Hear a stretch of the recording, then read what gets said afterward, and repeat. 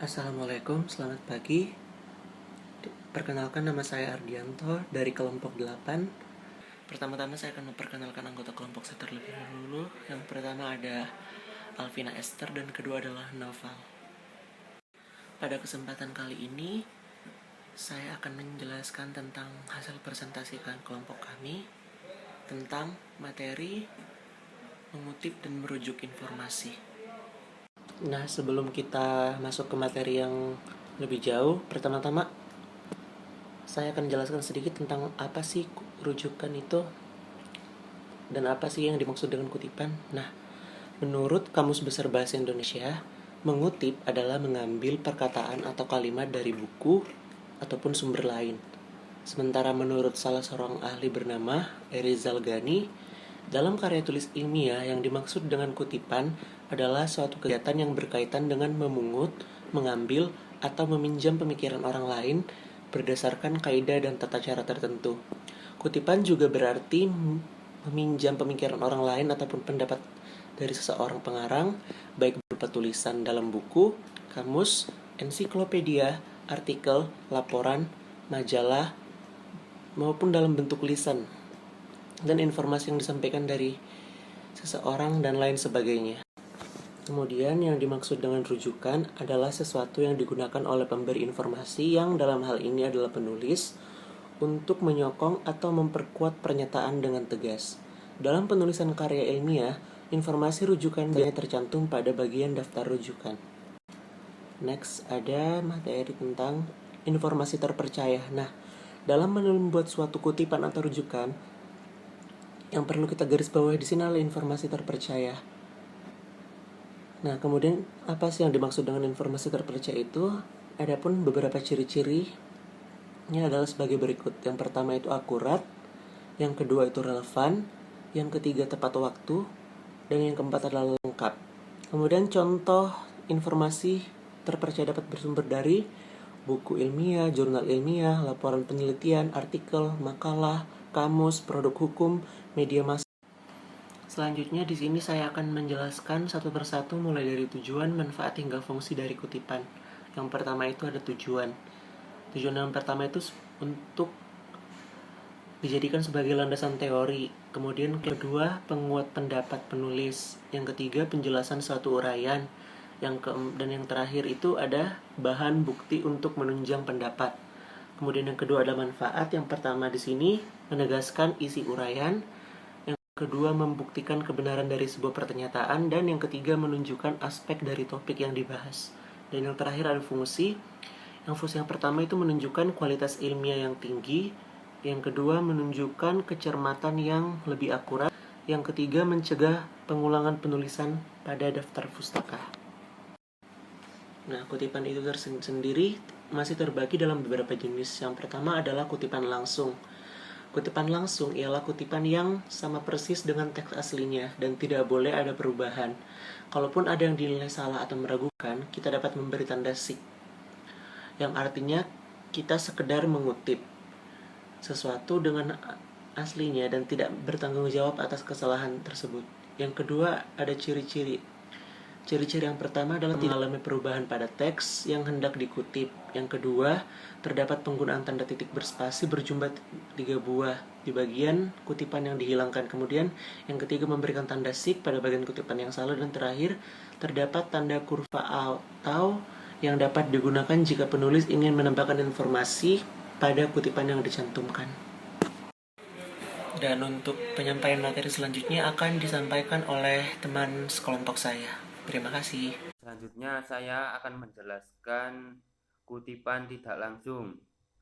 Pengertian kutipan tidak langsung adalah kutipan yang dilakukan penulis dengan cara mengambil pikiran atau ide, gagasan, pendapat orang lain, kemudian menyampaikannya dalam karya penulis tersebut dengan kalimatnya sendiri sesuai dengan pemahamannya.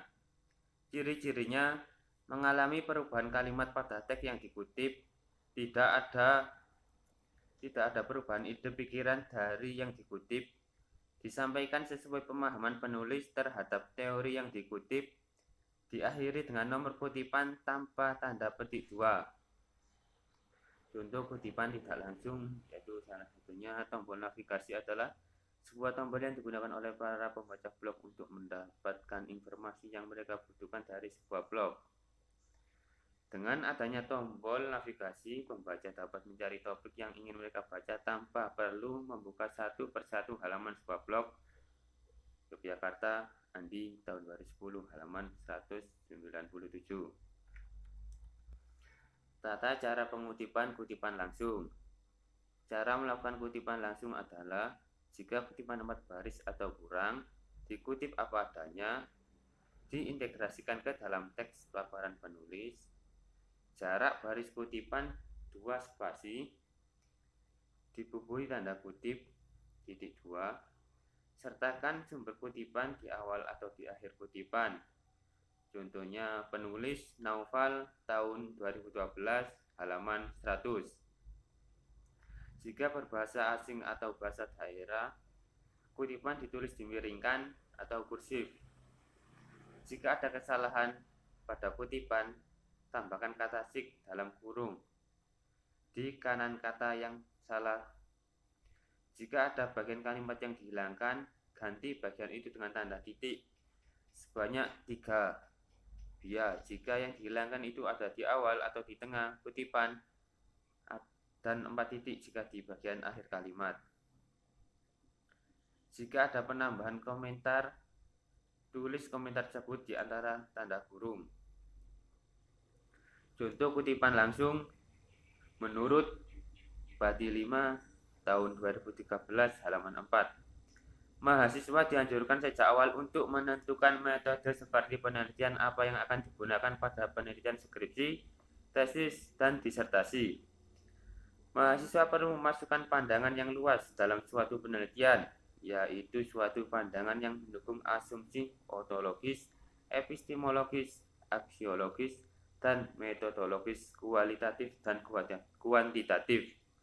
Kutipan langsung adalah kutipan yang tidak merubah dari kalimat itu sendiri.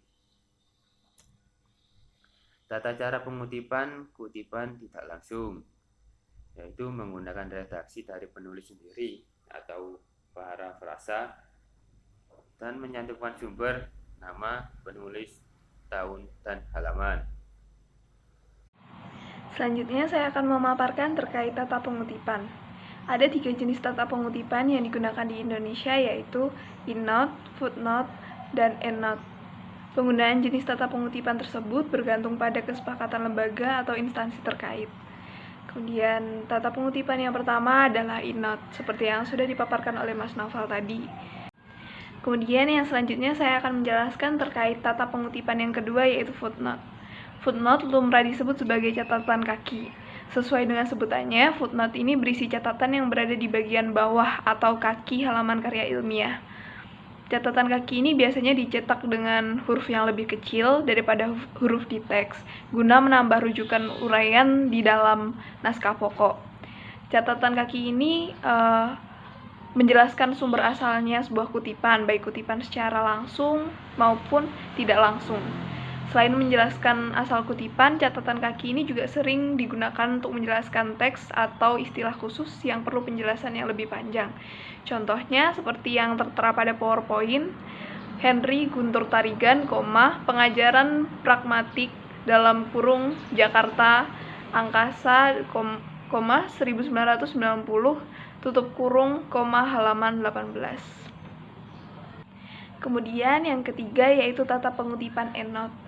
Catatan akhir atau EndNote merupakan jenis tata pengutipan yang memanfaatkan kode angka sebagaimana footnote untuk merujuk informasi. Perbedaan antara EndNote dan footnote terletak pada keterangan identitas sumber rujukan atau keterangan definisi istilah-istilah tertentu. Jika pada footnote, keterangan identitas rujukan diletakkan di bagian bawah halaman yang berisi kutipan, maka keterangan identitas pada EndNote diletakkan di bagian akhir, setelah seluruh pembahasan pada karya ilmiah tuntas. Lalu yang selanjutnya, pengolahan informasi dari berbagai sumber dapat dilakukan dengan berbagai cara. Berikut ini penjabaran mengenai cara pengolahan informasi dari berbagai referensi. Untuk yang pertama yaitu teknik parafrase. Parafrase dapat diartikan sebagai penguraian kembali informasi tertentu secara lebih spesifik tanpa mengubah makna atau substansi informasi tersebut. Menurut Kamus Oxford Advanced Learners Dictionary, parafrase merupakan cara mengekspresikan apa yang telah ditulis dan dikatakan oleh orang lain dengan menggunakan kata-kata yang berbeda agar membuatnya lebih mudah untuk dimengerti. Kemudian teknik menulis parafrase yang legal adalah sebagai berikut, seperti yang tertera pada PowerPoint. Dalam paper ilmiah, mahasiswa sering melakukan teknik menulis kutipan yang berlebihan dan gagal untuk mengubah materi yang dikutip ke level yang diinginkan.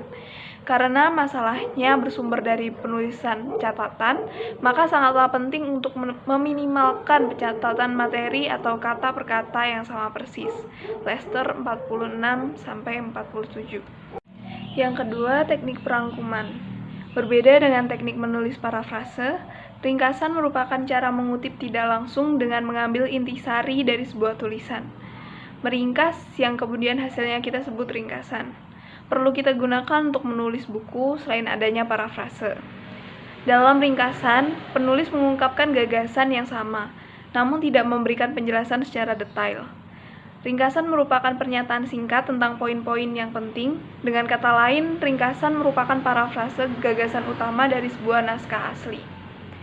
Pengolahan informasi dengan teknik perangkuman tetap harus dilengkapi dengan pencantuman identitas sumber rujukan sesuai dengan tata pengutipan yang dipilih. Setiap informasi yang dikutip dalam naskah karya ilmiah harus dapat dipertanggungjawabkan kebenarannya. Dengan demikian dibutuhkan penulisan daftar rujukan yang sesuai dengan informasi-informasi yang dikutip. Penulisan daftar rujukan tersebut harus memenuhi aturan konvensional yang berlaku sesuai dengan instansi yang menjadi wadah penulisan karya ilmiah. Daftar pustaka adalah sebuah halaman yang dapat dibilang ialah halaman yang wajib ketika membuat buku atau karya tulis. Hampir semua karya tulis selalu mencantumkan daftar pustaka di akhir karangannya. Hal ini dibuat untuk mempermudah pembaca yang ingin meninjau lebih jauh tentang apa yang sudah ditulis. Selain itu, bisa juga sebagai acuan untuk melakukan pengecekan apakah sudah sesuai dengan buku yang tertera dalam daftar pustaka. Kemudian pada slide ini kita akan mempelajari mengenai unsur-unsur. Pokok yang paling penting yang harus dimasukkan dalam sebuah daftar pustaka adalah nama pengarang yang dikutip secara lengkap, kemudian judul buku termasuk judul tambahannya, data publikasi berupa penerbit, tempat terbit, tahun terbit, cetakan keberapa, nomor jilid dan tebal atau jumlah halaman buku tersebut. Kemudian untuk sebuah artikel diperlukan pula judul artikel yang bersangkutan, nama majalah, jilid, nomor, dan tahun. Dapat teman-teman lihat contoh daftar pustaka di slide. Yang pertama, contoh daftar pustaka dengan satu orang pengarang. Di situ terdapat nama, kemudian judul, tempat dan penerbit, lalu tahun terbit. Dan yang kedua, buku dengan 2 atau 3 pengarang. Jadi itu nanti ditulis nama penulis 1, nama penulis 2, dan nama penulis ketiga. Kemudian baru judul, tempat, penerbit, dan tahun penerbit. Yang ketiga, buku dengan banyak pengarang.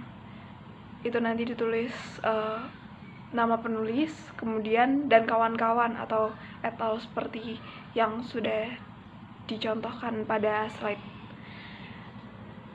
Lalu baru judul, tempat, penerbit, tahun terbit. Sekian presentasi dari kelompok 8. Apabila ada kurang dan lebihnya, mohon dimaafkan. Wassalamualaikum warahmatullahi wabarakatuh.